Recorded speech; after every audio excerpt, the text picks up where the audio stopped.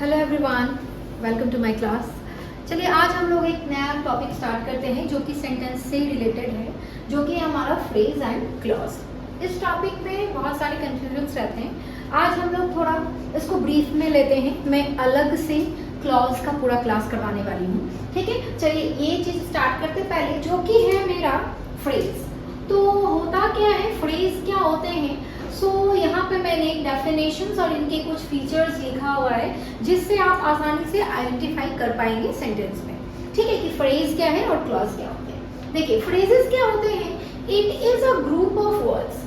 Phrase क्या है, जैसे हम लोगों ने सेंटेंस में भी पढ़ा है कि सेंटेंस क्या होते हैं, तो it is a group of words, ठीक है। सेंटेंस भी हमारा ग्रुप ऑफ वर्ड्स होते हैं, फ्रेज भी ग्रुप ऑफ वर्ड्स है, और जब मैं क्लॉज पढ़ाऊंगी तो क्लॉज भी ग्रुप ऑफ वर्ड्स ही होते हैं। तो एक्चुअली होता क्या है, कंफ्यूजन्स हो जाते हैं आइडेंटिफाई करना कि what is phrase, what is clause and what kind of words are called sentences. तो इसमें बहुत सारे कंफ्यूजन्स होते हैं, ठीक है। देखिए क्या है, फ्रेजेस क्या होते हैं, देखिए it is a group of words. ये भी क्या है, ग्रुप ऑफ वर्ड्स होते हैं that adds some more meaning to a sentence. मतलब आप एक सेंटेंस लिखते हैं, सेंटेंस का जो कॉम्प्लीमेंट्री पार्ट होता है, मैंने सेंटेंस का जब क्लास लिया तब मैंने बताया कि क्या कॉम्प्लीमेंट्री पार्ट्स होते हैं।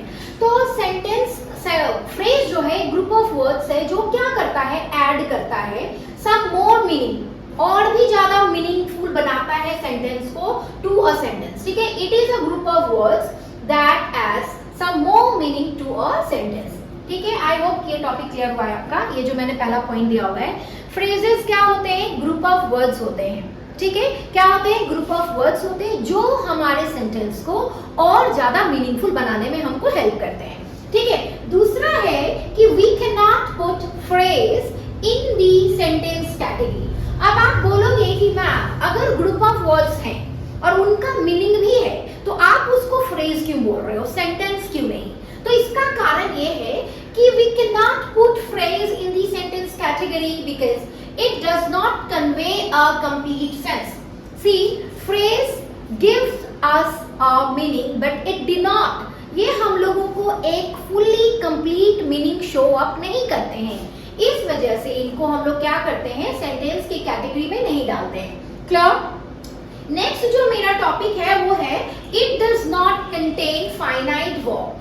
एक फ्रेज में कभी भी वर्ब नहीं होता है। अभी मैंने एक यहाँ पे वर्ड लिखा हुआ है, जो मैंने लिखा हुआ है फाइनाइट वर्ब, ठीक है। फाइनाइट वर्ब को ही हम लोग मेन वर्ब और ऑक्सिलरी वर्ब्स के नाम से भी जानते हैं। जब मैं वर्ड का क्लास लूंगी तब मैं इस टॉपिक को आपको डिटेल में एक्सप्लेन करूंगी, ठीक है। तो यहाँ पे समझते हैं फ्रेज में क्या होता है कि कोई भी वर्ब आपको देखने को नहीं मिलेगा, ठीक है। It does not have subject and predicate, और आपके फ्रेज का ना तो कोई सब्जेक्ट होता है ना ही कोई प्रेडिकेट होता है। तो पहला पॉइंट फ्रेज का ये है कि फ्रेज मीनिंगफुल होता है, हमारे सेंटेंस को और मीनिंगफुल बनाने में हमारी मदद करते हैं। It can not a phrase, इसका कोई सेंस होता है लेकिन ये कंप्लीट सेंस हमको नहीं देते हैं। दूसरा ये है कि इसमें वर्ड्स नहीं रहता है। आप फ्रेज को आइडेंटिफाई कैसे करोगी, कैसे आइडेंटिफाई करोगी कि ये फ्रेज है, क्लॉज है या सेंटेंस है। तो आप फ्रेज में हमेशा नोटिस करना कि वर्ड्स नहीं रहते हैं, ना तो सब्जेक्ट रहेगा ना ही प्रेडिकेट रहेगा और ना ही उसमें वर्ड्स रहते हैं। तो इस तरीके से आपको अगर कहीं पे भी ग्रुप ऑफ वर्ड्स देखने को मिले जो विदाउट वर्ड्स होते हैं तो आप उसको क्या बोलोगे, फ्रेज बोलोगे, ठीक है। चलिए अब देखते हैं क्लॉज कि क्लॉज क्या है, ये थोड़ा समझते हैं। देखिए क्लॉज के लिए मैंने लिखा है कि a clause is a part of sentence that contains a verb. Clause again is a part of sentence. Clause जो होते हैं वो भी क्या है, पार्ट्स ऑफ सेंटेंस होते हैं, जो जिसके अंदर क्या रहता है, वर्ड्स रहते हैं। डिफरेंशिएट आपको समझ में आ गया होगा कि difference, what is the difference between phrase and the clause. The foremost and the most important difference between phrase and clause is कि phrase में आपको word देखने को नहीं मिलेगा, लेकिन clause में आपको क्या देखने को मिलेगा, words आपको सबसे पहले देखने को मिलेंगे। नेक्स्ट देखिए, it is having subject and predicate. इसमें क्या होता है, subject भी होता है और क्या होता है, predicate भी होता है, ठीक है। देखिए it conveys a proper meaning. Clause जो होते हैं वो क्या करते हैं, एक प्रॉपर मीनिंग हमारे सामने रखते हैं, ठीक है। देखिए इस चीज को, इस पूरे कॉन्सेप्ट को मैं एग्जांपल से थोड़ा क्लियर करती हूँ कि देखिए एग्जांपल्स ऑफ फ्रेज, मैंने यहाँ पे कुछ एग्जांपल्स लिखे हैं फ्रेज के।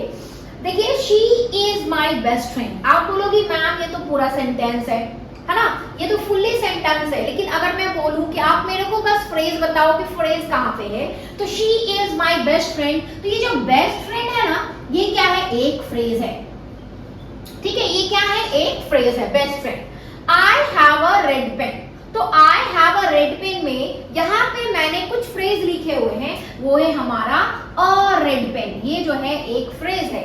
My mother is very pretty, तो ये जो वेरी प्रिटी है is one example of a phrase. कैसे, देखिए बेस्ट फ्रेंड का भी अपना एक मतलब होता है, लेकिन अगर मैं सिर्फ बेस्ट फ्रेंड, मैं यहाँ पे लिख रही हूँ, अगर मैं सिर्फ आपको बेस्ट फ्रेंड दूं तो इसका मतलब तो है, लेकिन ये हमको आगे पीछे का कोई मतलब नहीं दे रहा है ना। आप इसके आगे भी अगर इसको फुल मीनिंग करना है तो या तो इसके आगे आप कुछ जोड़िए या इसके पीछे कुछ शब्द जोड़िए, तभी आपको फुल मीनिंग मिलने वाला है, ठीक है। बेस्ट फ्रेंड जो है, अगर आपको सिर्फ ये बेस्ट फ्रेंड दिख रहा है तो इसको हम लोग क्या बोलते हैं, फ्रेज बोलते हैं। क्लियर, देखिए I have a red pen, a red pen is a meaningful word, you can say it is a red pen, एक लाल कलम, ठीक है, ये तो पूरा मतलब है इसका, लेकिन आप इसमें अगर फुल मीनिंग ढूंढेंगे तो वो आपको नहीं मिलेगा, इसलिए मैंने इसको फुल मीनिंग देने के लिए मैंने यहाँ पे जो है एक पार्ट जोड़ा हुआ, that is I have a red pen. Clear, my mother is very pretty, okay, now my mother is very pretty, if I will hide this part and I will show you this only, very pretty is again having a full meaning, that very pretty means बहुत खूबसूरत, बहुत प्यारा, लेकिन इसको full meaning देने के लिए मैंने क्या किया है, इस चीज को इसमें जोड़ दिया है। क्लियर, जब हम लोग फ्रेज का, जब मैं आपको टाइप्स पढ़ाऊंगी तब इस चीज का आपको और ज्यादा क्लियरेंस मिलेगा।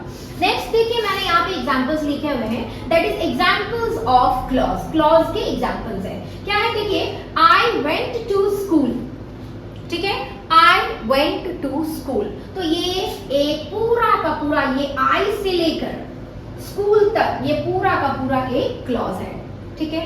नेक्स्ट है आई have a red car and she has a yellow car. सबसे पहले एक चीज समझिए आप कि एक सेंटेंस में एक ही क्लॉजेस नहीं रहते हैं, एक सेंटेंस में एक क्लॉज हो सकता है, एक से ज्यादा क्लॉज भी देखने को मिलते हैं। जब हम लोग डिटेल में क्लॉज का क्लास करेंगे तब मैं आपको उसके टाइप्स के बारे में भी जानकारी दूंगी। एक सेंटेंस में बहुत सारे क्लॉजेस होते हैं। As you can see in first example I have written a single sentence, that is I went to school, okay, so this is a sentence as well as a clause. इसको हम लोग क्या बोलेंगे, clause भी बोलेंगे, और ये एक मीनिंगफुल क्या होते हैं, सेंटेंस भी है। Next come to the next example, that is I have a red car and she has a yellow car. ये यहाँ से I से लेकर कार तक, अगर मैं आपसे पूछूं कि इसमें क्लॉजेस कितने हैं, तो आपको बोलना पड़ेगा that ma'am in this sentence there is two clauses. This is one and the second one is from here to here. ठीक है, एक ये पहला क्लॉज है I have a red car और दूसरा है she has a yellow car। क्या ये, अगर मैं पूछी ये कितना सेंटेंस है तो आप बोलोगे मैम वन सेंटेंस, कितने क्लॉजेस हैं इसके अंदर, तो आप बोलोगे मैम टू क्लॉजेस। ठीक है, चलिए ये है इस चीज को, इस पूरे फ्रेज एंड क्लॉज को मैं कुछ एक्सरसाइज करके भी आपको डिस्क्राइब करूंगी ताकि आपका ये जो ये टॉपिक है ये और अच्छे से क्लियर हो जाए। ठीक है, नेक्स्ट वीडियो में मिलते हैं। Till then stay connected with us, thank you so much.